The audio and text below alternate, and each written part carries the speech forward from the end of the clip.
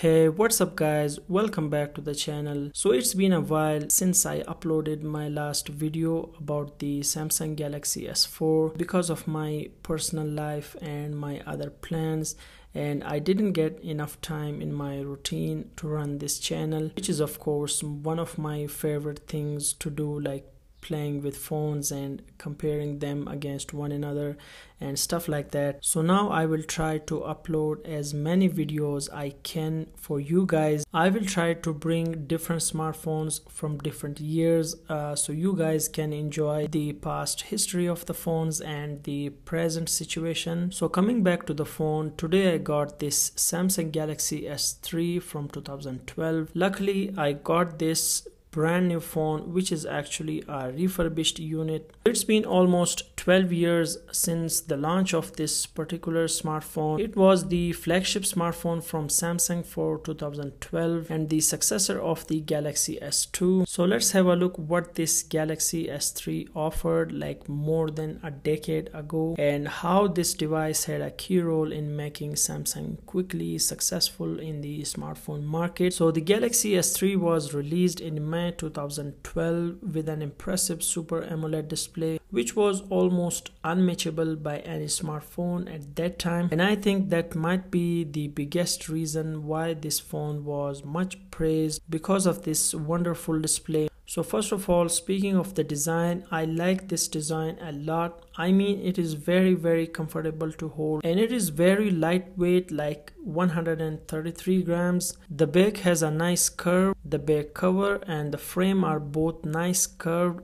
to make it highly comfortable in the hand, and it also worked well. The overall size of the phone is very nice. It is not very big, not very small like other 2012 phones, and you have the camera, the flash and the speaker in a row, which I think looks clean and minimal, or maybe the speaker placement is not so good. So this design is, I think, looks great, and although it doesn't feel premium because of the plastic material used, the back cover is removable, which is a flexible plastic, and it has good old style removable battery with SIM and SD card slots. On the front it has a 4.8 inches Super AMOLED display with some nice bezels and nice clicky home button, and this display is just gorgeous. It has a 720p resolution with 300 ppi, protected by Gorilla Glass 2. It is very colorful and it has a nice contrast and deep blacks, which make it very appealing to the eyes, although the resolution is slightly lower, but that was also the industry standard for 2012. And this display by any means doesn't look old or outdated, and the touch response is also very fluid and it is very responsive. So this display was clearly the best display on any smartphone in 2012. And yeah, there were other smartphones with this size display like the HTC One X and the Galaxy Nexus, but the display quality and sharpness of the Galaxy S3 was much better than the other two phones. Speaking of the other specs like processor, camera, software and battery, so it came with 1.5 GHz dual-core Snapdragon S4 processor with 2 GB of RAM for the US and Japan variants, and quad-core Samsung Exynos processor with 1 GB of RAM for other regions.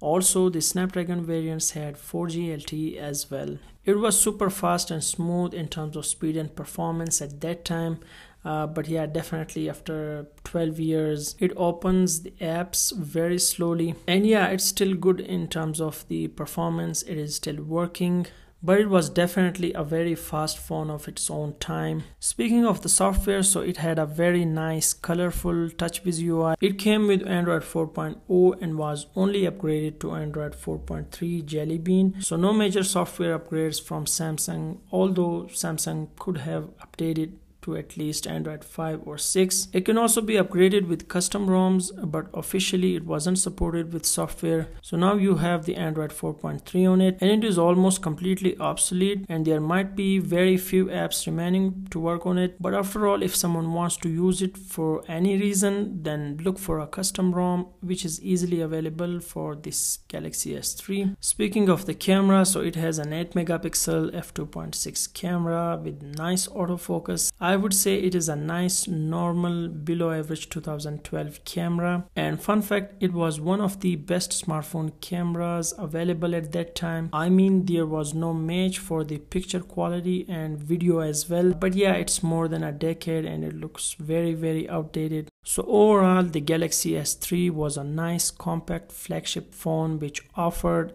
everything above the industry standards. A nice device which fits in the hand, although it is made up of cheap material. The camera was also very nice. There were some flaws in this phone, like the software was bad, battery life was poor, and it also didn't offer 4G LTE in many regions. But again, it was a success model for Samsung. So that's all about the Galaxy S3. Hope you guys enjoyed the video. Please be sure to subscribe to the channel and let me know in the comments below if you have used a Galaxy S3 and how is your experience with it. I will see you in the next one.